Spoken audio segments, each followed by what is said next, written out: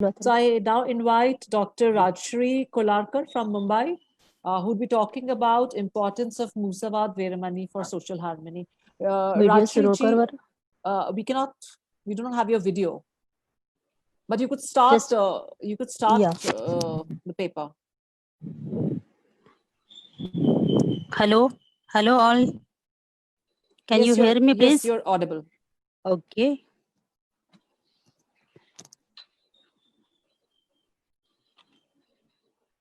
Respected all chairpersons and all speakers, I am Dr. Rajshri Kolarkar from Mumbai. I am professor at Ayurved Medical College, Kamala Devi Gauri Datta Mittal Ayurved Medical College at Mumbai. I have done my MA in Pali language. I am pursuing my MPhil in Pali language, and Pali is my favorite topic. Today's my topic is importance of Musawada Veramani, means abstaining from wrong or false speech for social harmony. Namo tassa bhagavato arahato samma sambuddhassa. Ethics and morality is the foundation of the path of liberation. Sila, Samadhi, and Panya is systematic pathway of emancipation explained in Buddhism. The fourth of the five precepts is the Musawada, focuses on avoiding false or wrong speech of all kind, with the positive counterpart of truthfulness.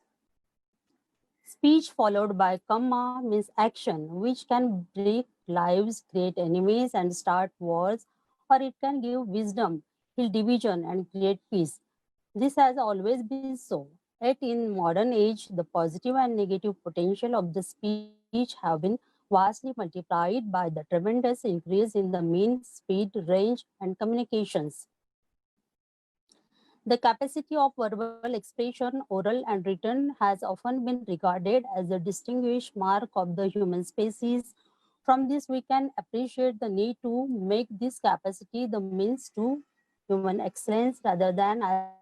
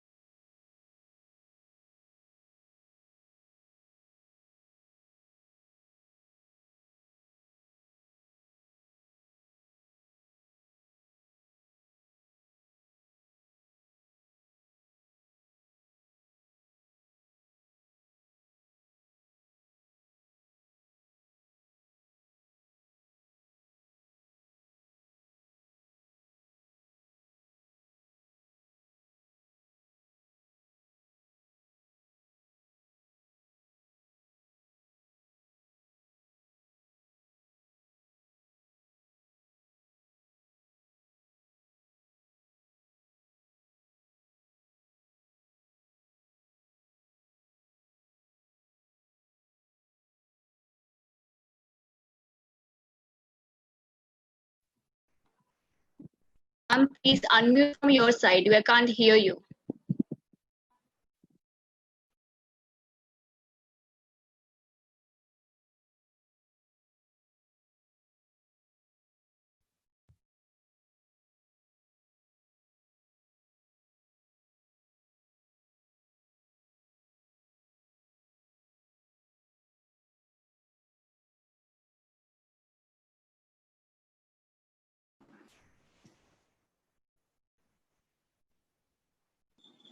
Hello, can you hear me?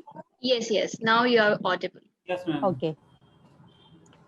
So following Musawada is very much difficult, Sila. So I want to focus on these. In many places, Musawada translated only as not to talking lie, but it is incomplete. It include in Pali literature as Musawada, lie speech, Pisuna Vacha means backbiting, Parusa Vacha means harsh speech, Sampalap means idle babbling. I find the abstaining from Musawada is that hardest to deal with both the social and work environment. The problem that when someone is engaging in social chat, the conversation and mind is out of control. In gossip it often finds the talker repeating things that they don't know if they are true or things that may bring suffering to others. Therefore, I think that gossip means lazy conversation is the gateway to many unskillful things. Nowadays, television channels are doing this and lay people enjoying. Both are unaware about the deeds and the effect. If one understands now how to refrain from the musawada, the counterpart is samavacha, means right speech. You have to follow the right speech. One should speak only pleasant words which are acceptable to others, and what one speak without bringing evils to others is pleasant word. Self-purification through well-chosen speech, and how it is right view the forerunner, one discern wrong speech as a wrong speech and right speech as a right speech. One tries to abandon wrong speech and enter into the right speech. This is one's right effort. One mindful to abandon wrong speech and to enter and remain in right speech. This is one right mindfulness. Thus, these three qualities, right view, right effort, and right mindfulness, run around the right speech. In the Noble Eightfold Path, it is very much important. The criteria for deciding what is worth saying. In case word that Tathagata knows to be factual, true, beneficial, and endearing and agreeable to others, he has sense of the proper time for saying them. Why is that? Because Tathagata has sympathy for living being. Means if one know factual, true, and if it is beneficial and not endearing, but if the time is proper, you can tell it.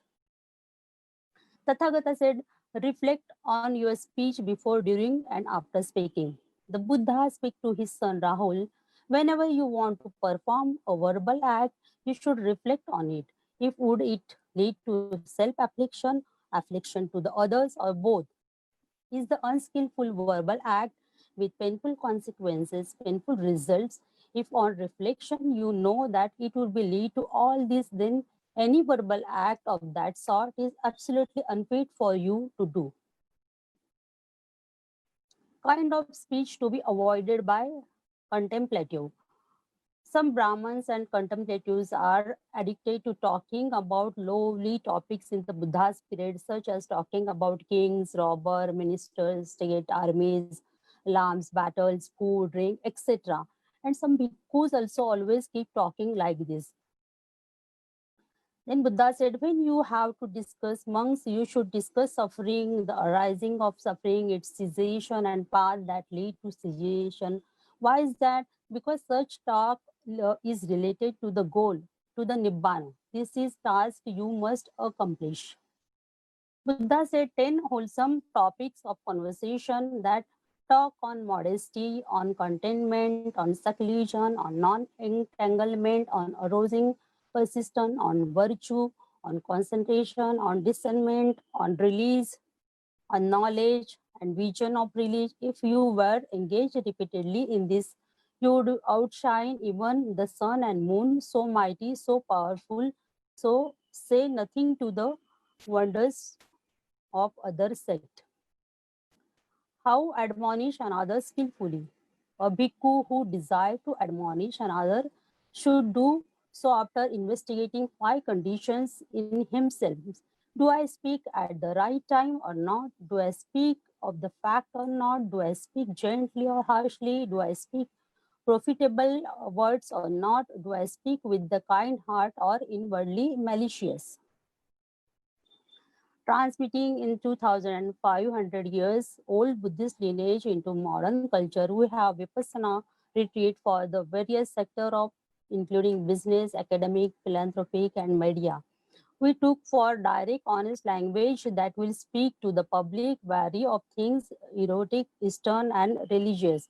We use sitting, walking, loving kindness, meditation to introduce the concept as a way to create a safe space for non-harming, and it teaches us that always there is no need of words to communicate. We can use many non-verbal communication to connect. At Vipassana Center, we stay for 10 days without talking. We live and do our daily activity peacefully. Thousands of people sit together, though they are not talking, but they are going through same procedure of meditating. On the day of Metta, they spreads Metta vibration to all without talking. So we must think really the talking is important. In working with the mainstream practitioner, articulating the practice of non-harming or compassion at once sobering or soothing. Simple language connect people to the fragility and the strength of the human heart. And because skillful speech rests in the intention of the speaker, it is not so much the word as the tone conveys the power of non-harming teaching. The right speech in the 21st century. Practice of right speech has never been easy, but thanks to 21st century technology, speech takes from the unimaginable in the Buddha's time. Through the internet and mass media, the speech of the one person can be flung around the world. As we look at this global net of the communication, there are plenty of examples of speech used for the implementation and violence and to separate people into sectarian and ideological tribes. It is not too easy to find speech that leads to peace and group harmony. Sometimes people justify harsh speech because they are speaking on the behalf of worthy cause. Ultimately, stirring up the acrimony is planting karmic seeds that will hurt the cause we think we are fighting for.